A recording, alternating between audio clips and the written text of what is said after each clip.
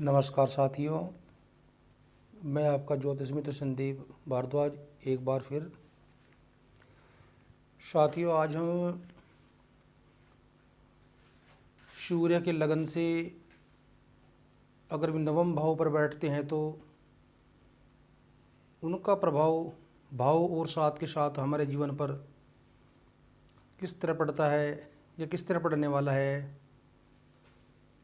इस भाव का विचार नवम भाव धर्म, मोक्ष और भाग्य का कारक होता है। भगवान सूर्यदेव अगर नवम भाव पर विराजमान हो जाते हैं या उनकी दृष्टि पड़ती है तो वह उस भाव को लाभ, हानि, शुभ अशुभ किस तरह का प्रभाव में हमारे जीवन पर डालते हैं, यह हमें नवम भाव से ज्ञात करना होगा। और अगर सूर्य हमारी लगन भाव से नवम भाव में शुभ हैं या शुभ बैठे हुए हैं, शुभ दृष्टि डाल रहे हैं, अगर हम उनका प्रिय रतन मणि, जिसे सूर्य मणि भी कहते हैं, माणिक को रत्न धारण करते हैं, तो उनका प्रभाव किस तरह हमारे जीवन पर पड़ता है, यह देखने के लिए हमें जन्म लगन पत्रिका का गहन अध्ययन करना होगा। आइए चलते हैं एक बार अपने विषय की ओर। साथियों, अब हम अगर आपकी जन्म लगन पत्रिका में आपके लगन भाव में कोई भी राशि हो, आपके 1 नंबर की राशि चाहे आपकी मेष हो, 2 नंबर की राशि वर्ष, 3 नंबर की मिथुन राशि, कर्क नंबर की 4 राशि, 5 नंबर की सिंह राशि मिथुन राशि, 4 नंबर कर्क राशि सिंह राशि, 6 नंबर की कन्या राशि, 7 नंबर की तुला राशि, 8 नंबर की वृश्चिक राशि और 9 नंबर की धनु राशि और 10 नंबर की मकर राशि और 11 नंबर की कुंभ राशि और 12 नंबर की मीन राशि अगर आपके इस लगन में, यानी कि इस चतुर्भुज में अगर आपके कोई भी राशि इस लगन में है और इस लगन से आपके नवम भाव पर अगर आपके सूर्य बैठे हुए हैं तो वह आपको यह सभी के लिए इस लगन भाव वाले, अगर लगन से आपके ये 12 राशियों में से कोई भी लगन आपका अगर यहाँ है बैठा हुआ है तो, और सूर्य आपके 90 भाव पर बैठे हुए हैं तो ऐसे स्थिति में जातक के लिए बहुत लाभदायक होते हैं। और आपको लगन से नवम भाव के सूर्य आपको सरकारी नौकरी और सरकारी विभाग में से सहयोग, राजनीति, कला, मेडिकल लाइन इत्यादि में आपको लाभ दिलाते हैं। नवम सूर्य, नवम स्थान जो है आपका भाग्य का स्थान होता है, आपका मोक्ष का स्थान होता है और ये आपका त्रिकोण का भाव होता है। इसमें भगवान सूर्यदेव त्रिकोण भाव में बैठे हुए होते हैं।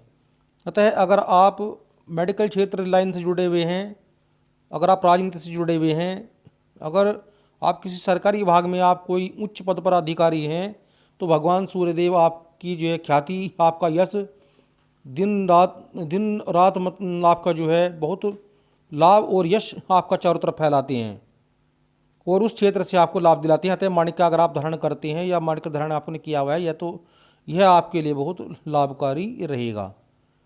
और विभिन्न प्रकार की कुंडलियों में सूर्य नवम भाव पर होने से आपको क्या प्रभाव देते हैं, आपको शुभ देते हैं या अशुभ, आइए इसका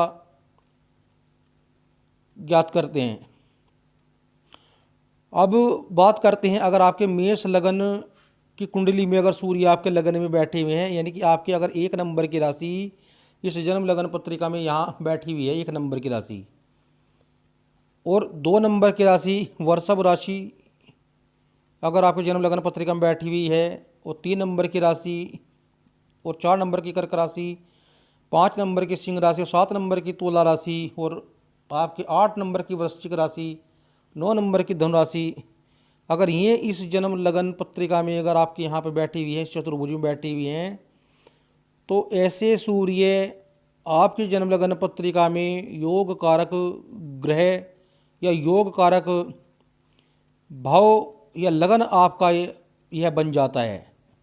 तो ऐसे सूर्य इन लगन वालों को बहुत लाभ देते हैं और बहुत शुभ मंगलकारी इस योग आपको दिलाते हैं। और नवम सूर्य भाग्य का होता है, तो ये आप जिस क्षेत्र या जिस से जुड़े हैं वह उसमें जो है आपको लाभ दिलाते हैं। अब बात करते हैं हानि। यह किन राशियों में हानिकारक होते हैं, यानी कि किन राशियों में मारक होते हैं। अगर आपकी जन्म लगन पत्रिका में 6 नंबर का अंक आप पे लगन पत्रिका में है, यानी कि अगर लगन में आपकी कन्या राशि बैठी हुई है, तो ऐसे ऐसे व्यक्तियों के लिए भगवान सूर्यदेव बहुत हानिकारक होते हैं। यानी कि ऐसे जो है भगवान सूर्यदेव ऐसे कुंडली में मारक का कार्य करते हैं।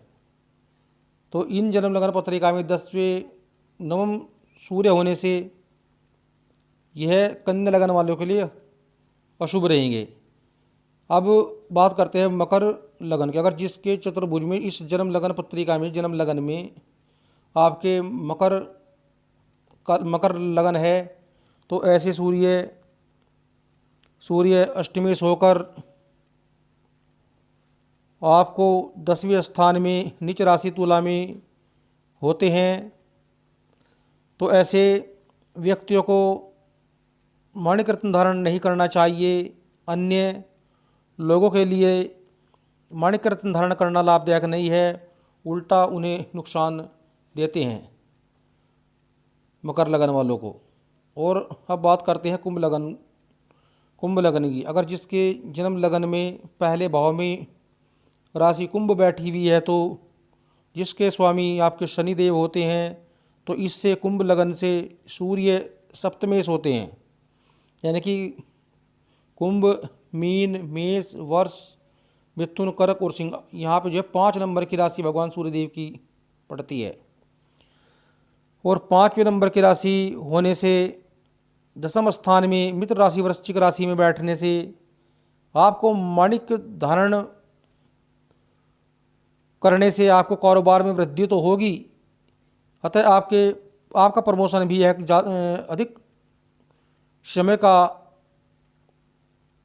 अधिक समय नहीं लेते हैं। और आपकी शादी के बाद भी जातक व्यक्ति का भाग्य उदय होता है। तो इसलिए कुंभ लगन के लिए कारोबार के क्षेत्र में तो सहायक रहेगा, लेकिन शादी या किसी भी संतान पक्ष के लिए कुंभ लगन वालों के लिए 9वें सूर्य अशुभ रहेंगे। इसलिए कुंभ लगन वाले भगवान सूर्यदेव का राशि सिंह हो तो या सिंह राशि में बैठे हुए हों, तो ऐसे व्यक्तियों को माणिक रत्न धारण नहीं करना चाहिए। और 12 नंबर की राशि मीन राशि अगर आपकी जन्म लगन पत्रिका में बैठी हुई है, तो ऐसे सूर्य 6ठे भाव में होते हैं और धनु राशि में 10वें स्थान में धनु राशि में स्थित होते हैं। ऐसे व्यक्तियों को जिंदगी भर नौकरी करता रहेगा। और माणिक्य ऐसे व्यक्तियों को सोच समझकर धारण करना चाहिए, क्योंकि वह जिस क्षेत्र में या जिस संबंध में या जिस जगह वह नौकरी कर रहा है, वहाँ से उस क्षेत्र में उसको लाभ, मीन लगन वालों को लाभ नहीं मिलता। अतः ऐसे व्यक्ति अगर माणिक रत्न धारण करते हैं, तो वह उनके लिए नुकसानदेह रहता है। धारण विधि: अगर आपने माणिक रत्न धारण किया हुआ है, तो उस रत्न को उनकी प्राण प्रतिष्ठा कराकर ही उसे धारण करना चाहिए। और भगवान सूर्यदेव का मंत्र ओम गृहणी सूर्याय नमः 7000 मंत्रों से भगवान सूर्यदेव के मंत्र का आप जाप करें। और भगवान सूर्यदेव का माणिक रत्न को जो है आप षोडशोपचार पूजन करके ही आप धारण करना चाहिए। और रविवार वाले दिन प्रातः भगवान सूर्यदेव की सूर्य की होरा में इसे धारण करें।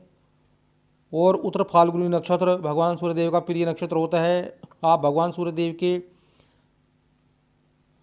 तृतीय चरण में उत्तर फाल्गुनी नक्षत्र के तीसरे चरण में इसे धारण करना चाहिए। अगर आप नवरत्न की अंगूठी आप जड़वाना चाहते हैं तो 3 रत्नों को धारण करें। मूंगा, पुखराज और माणिक ये त्रिरत्न होते हैं, नवरत्न होते हैं, आप इसे धारण कर सकते हैं।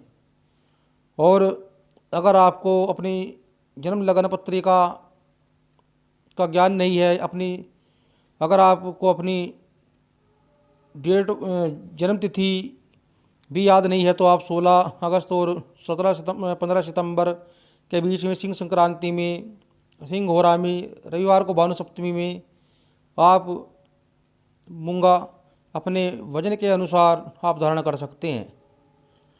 और भगवान सूर्यदेव की राशि माणिक को ज्ञात करके अपनी कुंडली का अध्ययन करा कर उस आप से पहने, नहीं तो यह आपके लिए बहुत अशुभ कारक रह सकता है।